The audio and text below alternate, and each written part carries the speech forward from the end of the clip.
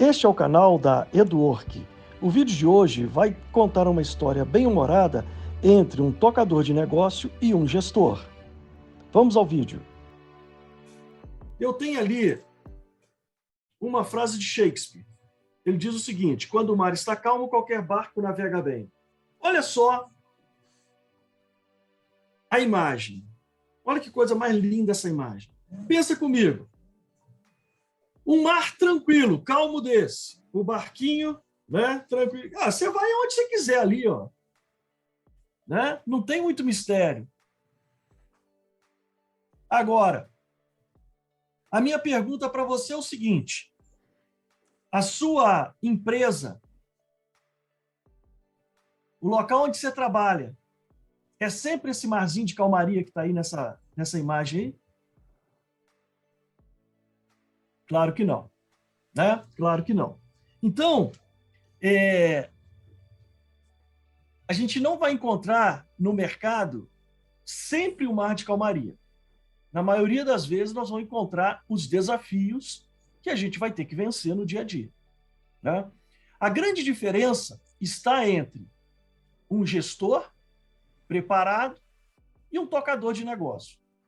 Tocador de negócio tem muitos, gestores, poucos. Isso faz toda a diferença. Então, vou contar uma história para você desse tocador de negócio. Ele montou uma empresa e começou, então, a comprar e a vender. E aí ele começou a ver que tinha muito dinheiro no caixa e estava tranquilo, achando aquilo muito bonito. E aí alguém chegou para ele e falou assim: olha, a empresa está dando prejuízo. E aí ele falou assim: olha, como que a empresa está dando prejuízo se eu estou com uma porção de dinheiro no caixa? Aí a pessoa falou assim: não, mas está dando prejuízo. Então, gente, esse negócio de ter dinheiro no caixa nem sempre quer dizer que o que você está fazendo está dando lucro. Por quê? Pensa comigo. Se eu comprar a mercadoria para pagar com 120 dias e começar a vender ela à vista, no primeiro momento, claro, vou ter muito dinheiro no caixa. Mas se eu estiver comprando ela a 10 a prazo e vendendo ela a 9 à vista, eu tô vendendo com prejuízo. Só que no primeiro momento, isso não vai te afetar, isso não vai te apertar. Porque no primeiro momento você vai ter muito dinheiro no caixa. Você só vai sentir isso depois que, né, começar a vencer, depois de 120 dias, nos primeiros ali, né, nas primeiras compras que você fez para pagar com 120 dias, tudo bem, você ainda tem dinheiro porque você fez bastante dinheiro para as primeiras compras. Mas vai chegar no momento em que, né, o que você está devendo é muito mais do que você tem. E aí acabou. Né? Então, alguém falou para esse cara, falou assim: olha, está dando prejuízo. E ele falou assim: não é possível que está dando prejuízo. Não pode estar dando prejuízo. Mas ele, né, como não conhecia, né, não estava preparado, não tinha na bagagem de conhecimento as ferramentas necessárias para poder verificar adequadamente se estava dando prejuízo ou não, então ele chama um consultor. Chamou o consultor. Aí o consultor veio. O consultor chegou e falou o seguinte: olha, é simples. Aí ele começa a explicar. Podemos utilizar o EBITDA para demonstrar o ocorrido. A partir desse ponto, utilizaremos EVA, faremos gráficos do ponto de equilíbrio, calcularemos os indicadores de estrutura, liquidez, rentabilidade, verificaremos a necessidade de capital de giro, análise horizontal e vertical, tudo isso integrado a um sistema RP e uma resolução baseada no Balance Scorecard. Aí você imagina a cara que o tocador de negócio deve estar nesse momento, né? Porque o consultor chega e fala para ele que vai ter que aplicar todas essas ferramentas, e ferramentas que o gestor, nesse momento, não sabe nem se é de lamber, de fumar ou de cheirar, não sabe nem para que serve o negócio. Então, imagina como é que está a situação, então, desse tocador de negócio. Bom, então, tirei uma foto desse tocador de negócio para você entender como é que ficaria o tocador de negócio numa situação como essa. Ele estaria mais ou menos assim, apavorado. Nesse momento, ele deve estar o quê? Imaginando quanto que esse cara não vai querer cobrar para poder aplicar todas essas ferramentas. Né? É o que ele deve estar imaginando. Bom, então, o que eu quero dizer para vocês? Para simplificar as coisas. É lógico, evidente, que para saber se a empresa está dando prejuízo ou não, não precisa de todas aquelas ferramentas.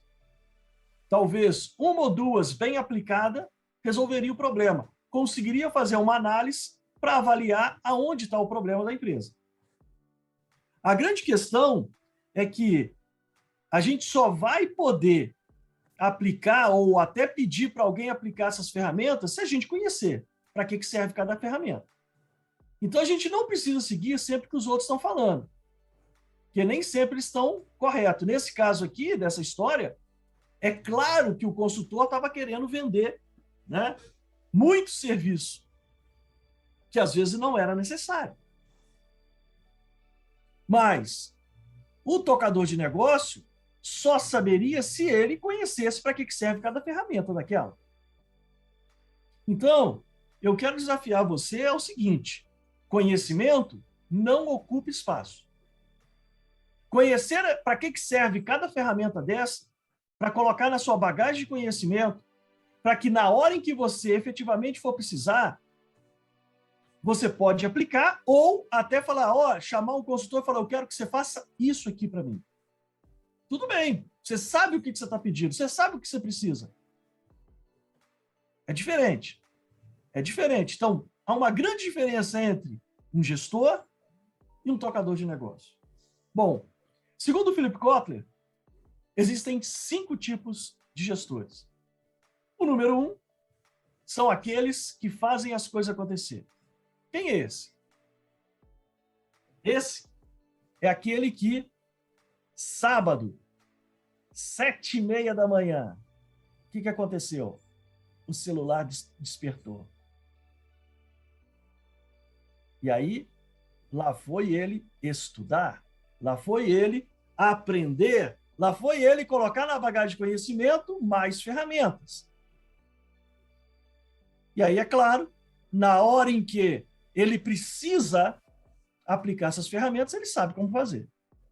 Então, esse é o número 1, aquele que sabe fazer as coisas acontecer.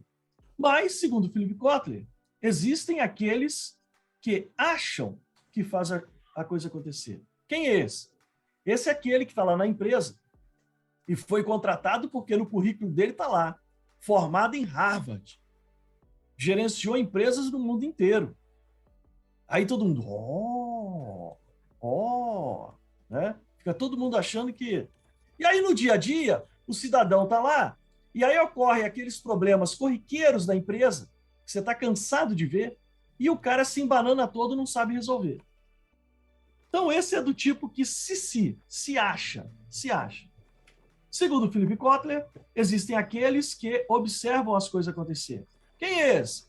Esse é aquele que vira e fala assim, Daniel, prepara para mim um relatório aí do que aconteceu mês passado, eu vou para a reunião da diretoria e ver direitinho aí o que deve colocar. Ô, Glauber, do seu segmento aí também, me diz aí, me atualiza o que está acontecendo aí, porque alguém lá da diretoria pode perguntar e eu não vou saber. Né? Ô, Márcia, e aí? O que está acontecendo aí? Quem é aquele cara que estava aí, Márcia? Aquele cara que estava aí, ele é fornecedor da empresa, ele tá cumprindo com tudo, me fala aí, porque lá na reunião, se eu chegar lá sem saber... E aí, ele chega na reunião, vai lá, coloca tudo que vocês municiaram ele, e ele vira e fala assim, porque eu fiz, porque eu faço, porque eu sou. Então, esse é do tipo que fica só observando e dependendo dos outros para fazer alguma coisa. Segundo Philip Kotler, existem aqueles que se surpreendem quando as coisas acontecem. Quem é esse? Esse é aquele que está na empresa, olhando o número 1 e falando assim, pô, eu que tinha que estar no lugar dele. Eu que tinha que estar no lugar dele. Fica invejando o número 1. E aí, é claro, Assim que ele tem a oportunidade, o que ele vai fazer? Armar uma cilada e colocar o número 1 numa saia justa. Colocar o número 1 numa situação em que ele vai ficar enrolado, doido para derrubar o número 1. E aí, quando ele acha que derrubou o número 1, o número 1 olha para o problema, saca da bagagem de conhecimento uma, duas ferramentas, aplica essas ferramentas, resolve o problema, e aí, é claro, esse número 4 vai ficar surpreso. Ora, como é que esse cara consegue? Como é que ele consegue? Enquanto no sábado você estava dormindo, o número 1 estava o quê? Estudando. Essa é a diferença. Essa é a diferença do número 4 para o número 1. E o pior deles, segundo Philip Kotler, são aqueles que nem sabem o que aconteceu. Existe? Claro, existe. Esse aí é aquele que está lá na empresa e sabe que todo dia 5 o dinheirinho santo e sagrado dele vai ser depositado. E ele não está nem aí para a hora do Brasil, né? Ele sabe que ele é um apadrinhado e que ele não precisa correr atrás. Então, esse aí não está nem preocupado com isso. Bom, aí você deve estar pensando, por que esse professor está começando esse dia falando isso? Por causa do seguinte, se você acha que os recursos que você está investindo para sua capacitação pesa muito, se você acha que o sol está bonito lá fora e você não vai poder aproveitar esse sol que está bonito lá fora, se você acha isso muito difícil, eu estou para te dizer que isso não é nada. Isso é bobagem. Sabe por quê? Terminando, então, essa abertura com uma frase de Shakespeare, ele diz que a coisa mais preciosa que você está investindo aqui não é o dinheiro, não é as atividades que você está deixando de fazer hoje, porque isso a gente pode fazer amanhã ou pode fazer um outro dia. Mas a coisa mais preciosa é o tempo. E aí ele diz que o tempo é algo que não volta atrás. Então, 1 minuto vivido aqui, você nunca mais terá ele de volta. E o mais importante é que a nossa vida é muito curta. Entre o berço e a sepultura, a nossa vida passa num piscar de olhos. A gente nasce e entra numa fila invisível em que a gente não sabe em que posição da fila a gente entrou. E aí alguém grita assim, 40! Aí era o meu número. Aí o que vai acontecer? No próximo encontro, vocês não têm professor. Não é isso? Ué. É a coisa mais comum que acontece no nosso dia a dia. A gente nunca sabe que hora que a gente vai ser chamado. Então, a coisa mais importante é o tempo. E aí ele continua. Portanto, plante o seu jardim e decore a sua alma ao invés de esperar que alguém lhe mande flores. Nada, absolutamente nada vai cair de mão beijada no seu colo. Nada vai cair de mão beijada no seu colo. Ou você faz o que você está fazendo, arregaça a manga, planta e colhe aquilo que você tem sonhado e planejado para a sua vida, ou então aprenda a música do Zeca Pagodinho. Deixa a vida me levar, vida leva eu. Aonde que ela te levar é ali mesmo que você tinha que ir, então não se preocupe. Agora, se você sonha e planeja alguma coisa especial para a sua vida, esse é o momento. Arregaça a manga. Ok? Tá. Espero que esse vídeo tenha despertado o seu interesse em continuar assistindo os nossos vídeos e se qualificando ainda mais, se profissionalizando. Se a sua empresa está precisando de ajuda, estamos à sua disposição para uma assessoria, consultoria e também treinamento. Qualquer dúvida, entre em contato conosco. Nossas informações, nossos dados seguem abaixo desse vídeo. Um grande abraço!